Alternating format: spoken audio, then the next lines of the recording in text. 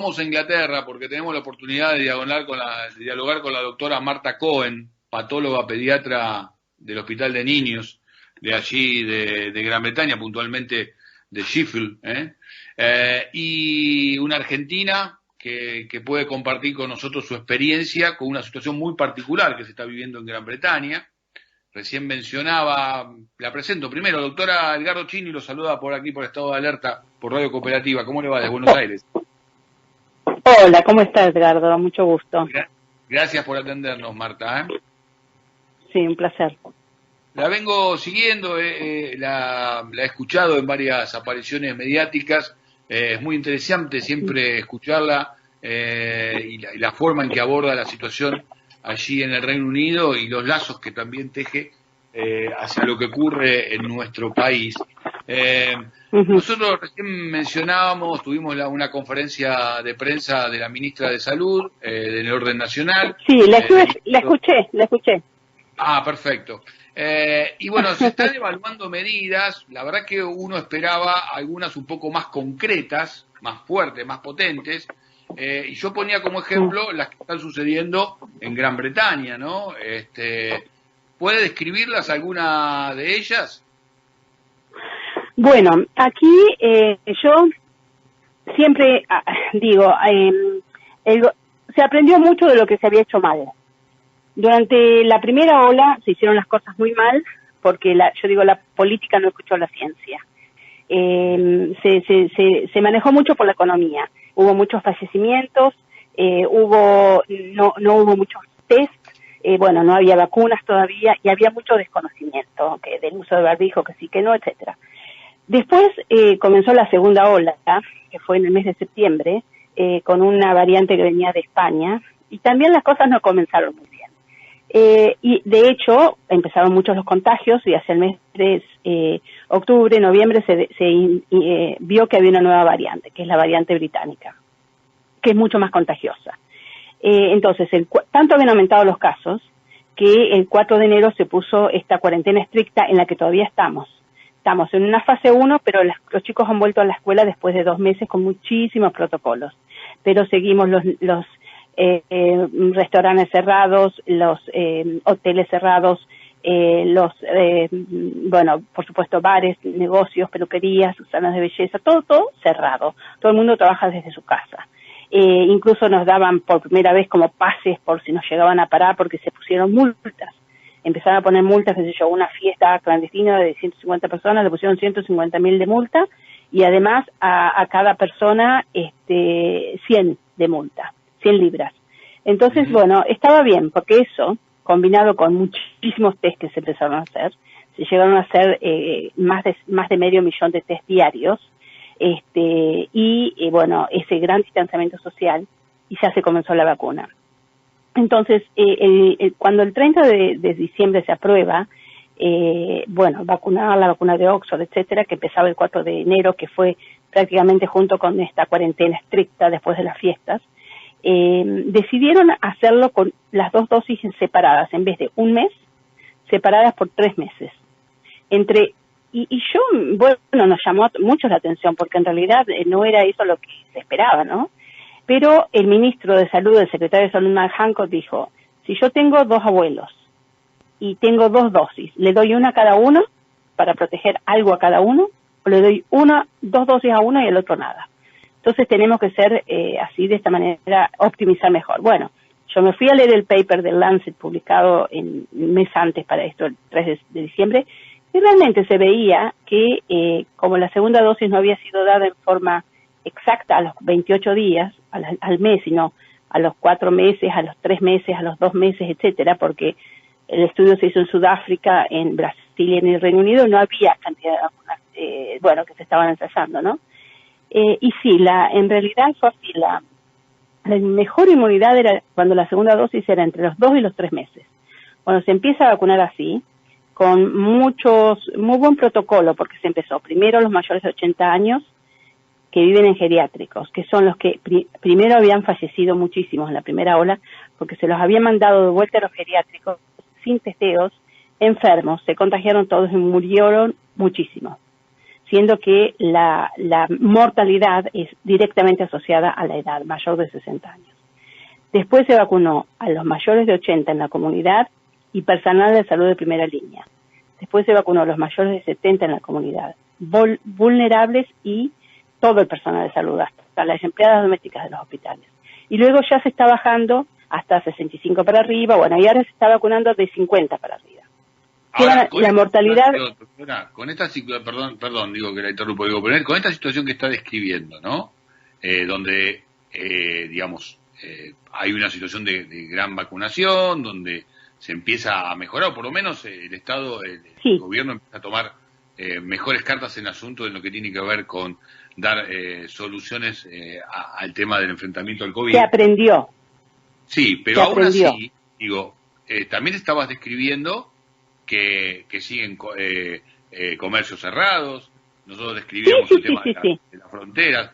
Parece que aquí, que aquí estamos siendo al revés, ¿no? Digo, estamos atendiendo a una cuestión que es muy lógica también, porque hace mucho tiempo que estamos pero parece que la medida que estamos tomando estamos siendo demasiado permisivos con algunas medidas. Puede ser, puede ser, porque mire, acá obviamente al principio no se hicieron tantas medidas así, y bueno, y así no fue. A principios de enero había 1.890 muertes por día, después ahora estamos en 150, 200, 140, y los casos eran 68.000 para arriba y ahora estamos en 5.000 más o menos.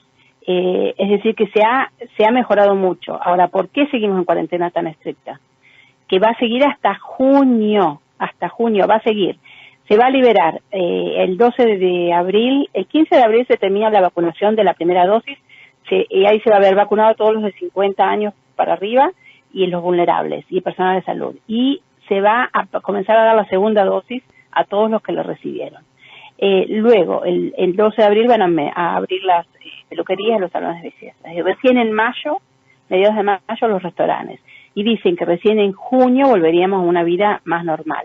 Pero creo que eso va a haber un pasaporte de salud, que la gente que viaja por fuera del Reino Unido a Europa tiene que tener las 2 dosis, test negativos, etcétera, etcétera. O sea que va a haber todavía una gran protección. Ahora, ¿por qué es esto? Porque esta variedad que circula ahora, a diferencia de la que comenzó hace un año, un poco más de un año, ¿no? Es 70% más contagiosa.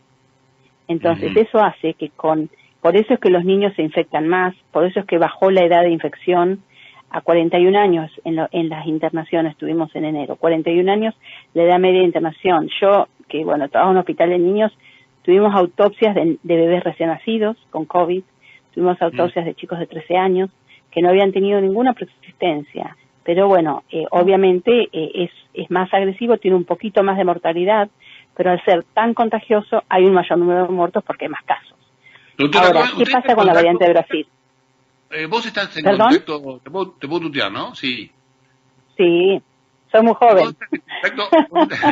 ¿Estás en contacto con alguna de las autoridades del gobierno nacional? Digo, con alguna de las áreas del Ministerio de Salud. Porque digo, esto podés conversarlo con alguien, porque la descripción que estás haciendo... Sí, si me llaman, yo encantada. ¿Cómo? Sí.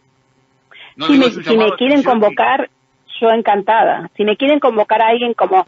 Mira, a mí me llaman de muchísimos países, de Miami, de Perú, de toda la comunidad latina de Latinoamérica y España, me viven llamando, bueno, incluso te digo, colegas que me dicen, vos que estás tan metida en el coronavirus, ¿qué te parece esto? Por ejemplo, me decían en el hospital, ¿no? Se están contagiando colegas que están vacunados, qué desastre. Le digo, no, ¿cómo fue tu enfermedad? Un dolor de cabeza, por supuesto que aislado, porque estaba vacunado, pero contagiaba. Y el marido que no había tenido la vacuna la pasó fatal. Es decir, le digo, no, esto es la vacuna, la vacuna protege. Porque es muy interesante, digo, que se conozca el detalle que estás haciendo de la situación. Digo, puede servir para tomar mucha más conciencia y por ahí para tomar algunas medidas más estrictas, aún con un plan de vacunación exitoso, si cabe el calificativo que están desarrollando allá, aún así las medidas estrictas continúan, ¿no? Y aquí es como que estamos ablandando la situación cuando estamos esperando justamente que llegue la la segunda ola que va a ocurrir probablemente en un mes. ¿Y sabes, Edgardo, sabes cuál es el temor mío? Porque yo quería llegar a la variante de Manaos. ¿Qué pasa con la variante de Manaos? Que Brasil está, bueno, terrible, lo han manejado muy mal. La variante de Manaos tiene una característica que es que las vacunas son muy poco efectivas.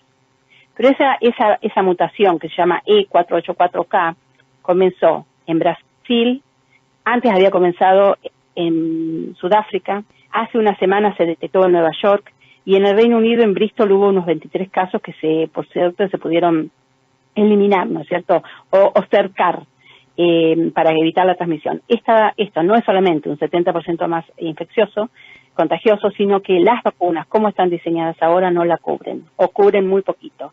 Entonces, yo asistí a un seminario con la principal consejera científica del primer ministro, que se llama Sharon Peacock, la profesora viróloga, y ella decía que podría ser que esta fuera la evolución natural del virus a adquirir esta mutación. Y que si nosotros nos cuidamos de que puede que Brasil, pero en realidad si en Argentina hay muchos contagios, puede ser que en una persona anciana, porque estas mutaciones surgen en gente anciana, por eso son los que hay que más rápido vacunar, o vulnerables, que tienen un sistema de inmunidad frágil, entonces el virus les gana la carrera y se convierte en más agresivo, hacen estas mutaciones que son las de Brasil, Sudáfrica, Bristol o Nueva York. Entonces, si es la manera natural de evolucionar del virus, pudiera ser que no necesariamente tenga que venir de Brasil, que surja localmente. Por eso es lo importante de evitar los contagios, dar una vacuna ahora y la otra dentro de 3 meses, porque es más fácil. Por ejemplo, yo conozco gente que le han dado la vacuna de Sputnik, las 2 dosis, pero mi papá, que tiene 99 años y 7 meses, no recibió ninguna dosis. Y gente de la misma ciudad recibió las 2 dosis. Entonces, esa fue la política que tomó el gobierno británico, y que de última sí era tirarse a la pileta, pero funcionó. O por lo menos está pagando los resultados. Te agradecemos esta comunicación, tu predisposición realmente, y creo que esperamos, en realidad, tenemos la esperanza que haya servido mucho para nuestra audiencia y también para alguna autoridad que nos escuchan también. Bueno, escucha, los que necesiten, yo creé un Instagram que solamente para esto, para el COVID-19 de Latinoamérica, y los que quieren mirar ahí, yo trato de mantenerme afuera de la política, trato de ser apolítica y neutral, porque en esto creo que me convoca la ciencia, ¿no? Es @DR Marta Cohen. Y bueno, allí pueden seguir todas las... Repetilo. Sí. @DR Marta Cohen, Instagram o Facebook. Gracias, Marta. Un beso gigante de la distancia. Gracias. Chao. Hasta luego. Chao. La doctora Marta Cohen, patóloga pediatra del Hospital de Niños de Chifle, allí en el Reino Unido, pasó por aquí, por Estado de Alerta, pasó por aquí, por la radio cooperativa.